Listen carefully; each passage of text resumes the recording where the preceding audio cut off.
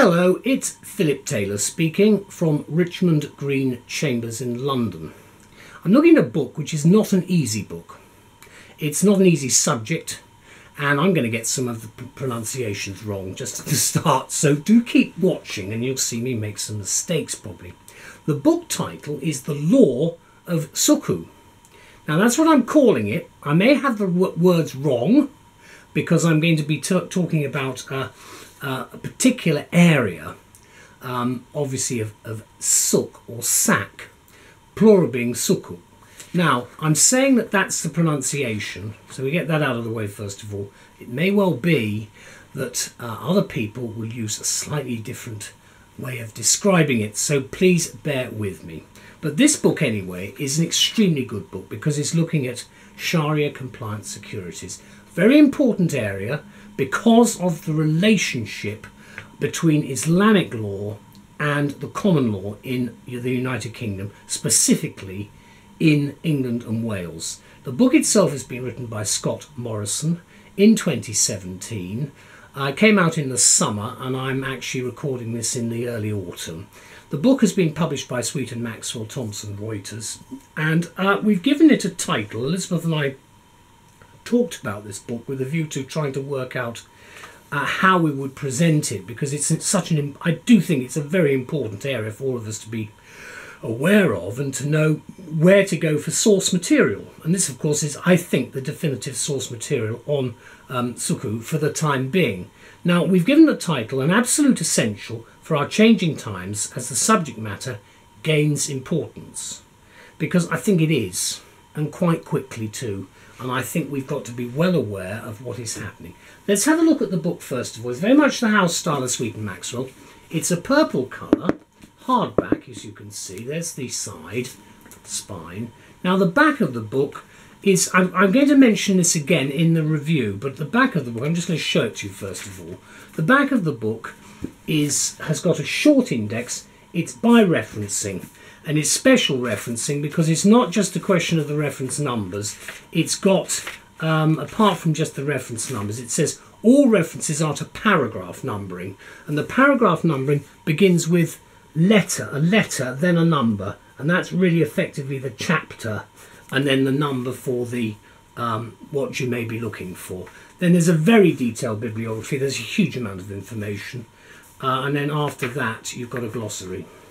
Now, I want to mention that because we're going to come on to that in a minute, because if we go to the front of the book, we've then got, there's the book, there's the actual front page there, and then you've got some acknowledgements and some information there.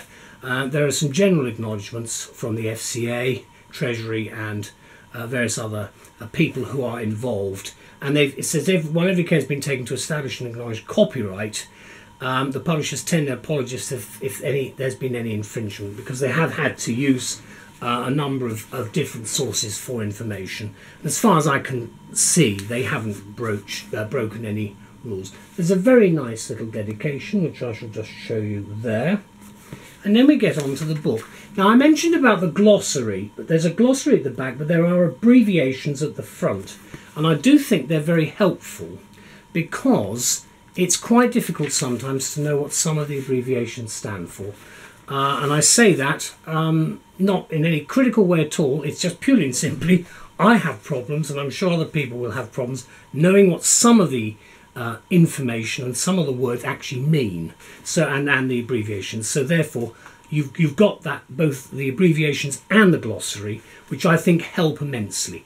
Now the structure of the book, you see it's book A. It's actually got book A and then different parts in it. Then you've got the chapter numbers. You obviously got page numbering as well, but you can see how it's structured. So what you've got with book A is Islamic commercial law and the modern Islamic financial institution. And then part 1 looks at Islamic law and its commercial application in history. And then from that, Islamic law, and then we're looking at commercial law principles. Then we go on to part 2, modern Islamic finance and business, and that's abbreviated IFB, which I shall mention again in a minute. So that's Islamic finance and banking. That's the abbreviation which you want to hold as the main one. Then you see for part 2 it's structuring on banking itself, and then there's dispute resolution, which is important. Quite a lot of stressing by the commentators has been made on dispute resolution, which is important. Then we get to book B, which is SAC or Suk or Sukuk, a capital market security, and that explains what it actually is and how the structure works in part 2, then going on to part 3, and so forth, and it runs all the way through from there.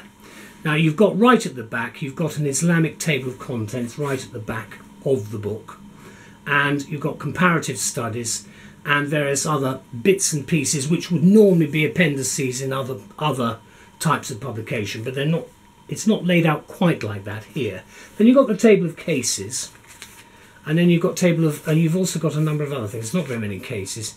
If I can just show you, you've got some statutes. There's not very many. Then you've got after the cases, the statutes. The cases, by the way, are not just English. They're across the board: Australia, Jersey, United States, and so on.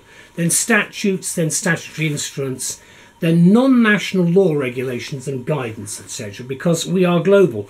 I don't see a lot of changes taking place, notwithstanding what we've got here. Then there's the introduction, which I'm going to talk about in a minute. That's a little introduction. That's effectively, it's called the introduction, but it's the preface.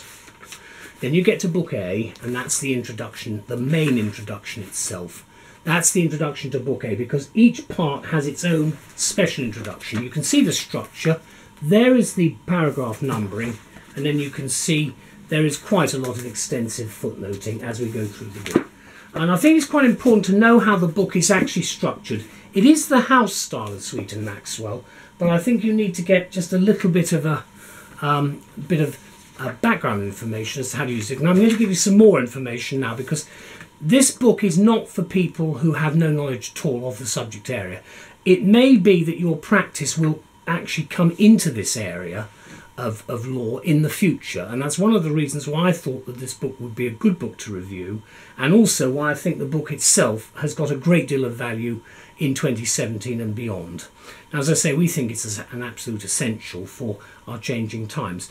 And what I say here is that the author, Scott Morrison, describes this important work as a book for the English legal practitioner, and that's what you're getting.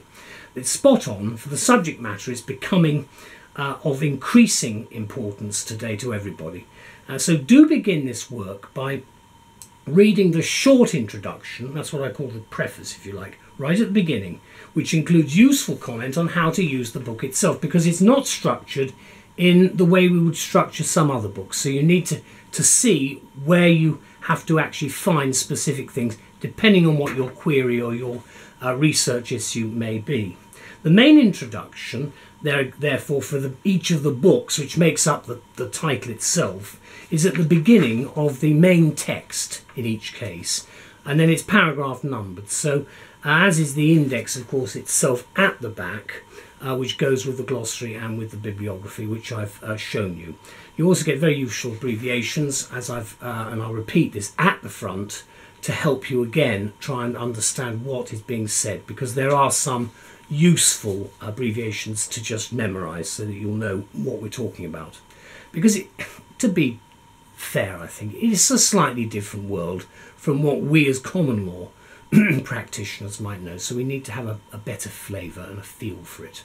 Now, as Morrison says, so far there's been no authoritative legal there's been no form of authoritative legal treatise on the Islamic capital market instrument called the SAC or the Sukuk. That's the plural. Now, again, I don't know whether I'm actually pronouncing this correctly, but as far as I know, it's the SAC or the Sukuk. He says that there has been no statement available which has been directed specifically to the legal community of the UK. And he mentions the United Kingdom here, not just England and Wales.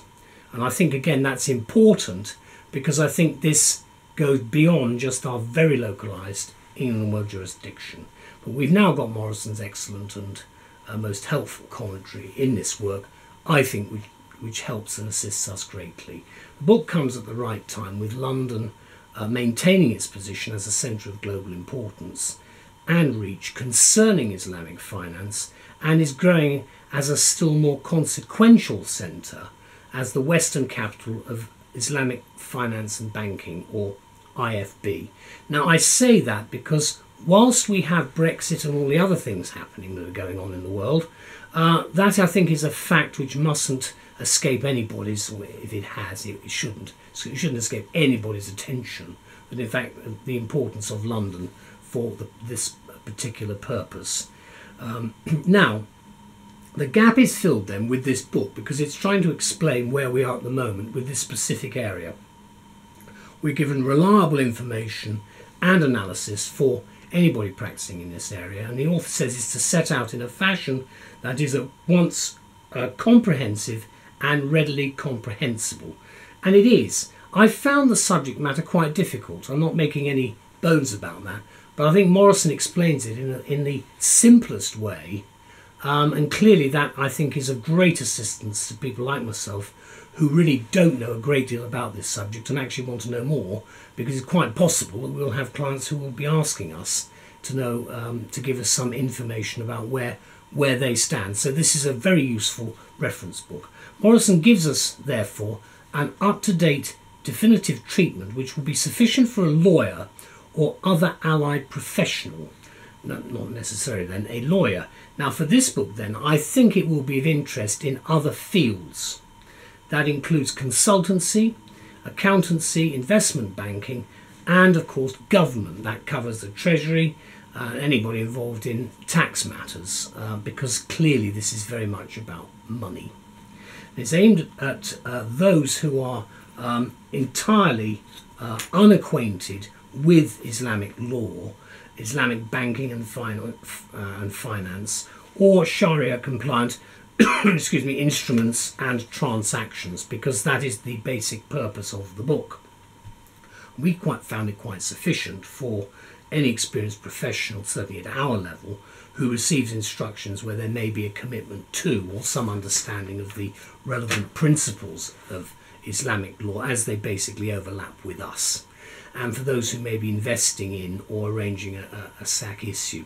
Now, I say that because I'm not an expert, but what I am doing is I'm trying to put across to you the value of this book, because I think we're in changing times and we need to know more about these areas of law and practice which hitherto we've not really known too much about. And as the author says, you can read this treatise from start to finish, although it's intended mainly as a reference work, and an outstanding one it is too, in my view, because Morrison also gives us a tip.